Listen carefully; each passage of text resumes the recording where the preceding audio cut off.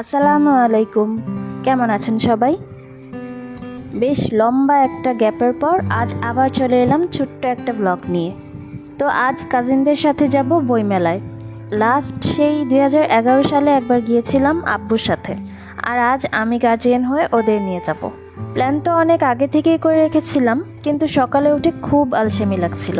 তো যাব কি যাব না করতে করতে ফাইনালি রেডি হতে এলাম।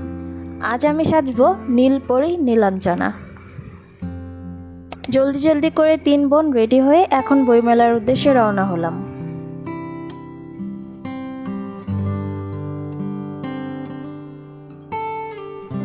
হাঁটতে হাঁটতে ঢুকে পড়লাম বইমেলায়।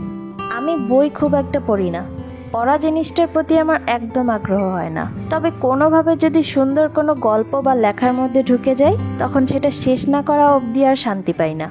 প্রথম যখন এসেছিলাম ওইবার আমি একটা ইসপের গল্পের বই কিনেছিলাম, আর তখন ডোরেমনের এত ফ্যান ছিলাম যে টিভিতে ডোরেমন থাকতেও নাচতে নাচতে একটা ডোরেমনের সিডি কিনে এনেছিলাম। সিডিটা এখন আর নেই, কিন্তু বইটা এখনো আছে। এবার আমি বইমেলা থেকে কিছু কিনিনি, কিন্তু আমার কাজিন একটা বই কিনেছে। সাদাত হোসাইনের লেখা তোমাকে দেখার অসুখ। এটা কিন্তু কোনো গল্প উপন্যাসের বই না। কে কে পড়েছেন কমেন্ট করে জানাবেন কিন্তু। তো আমাদের মেলায় ঘোরাঘুরি শেষ, এখন বাসায় যাওয়ার পালা। বাসায় ফেরার পথে একটা স্টল থেকে মাশরুমের পাকোড়া খেলাম, কিন্তু খুব একটা মজা লাগলো না। বাসায় এসে মনে পড়লো আমাদের ফ্রিজেও তো অনেক মাশরুম পড়ে আছে, তাই মাশরুমগুলো দিয়ে সুন্দর করে নুডলস রান্না করে ফেললাম। আর আমার হাতের রান্না মজা না হয় আর যাবে কই বলেন?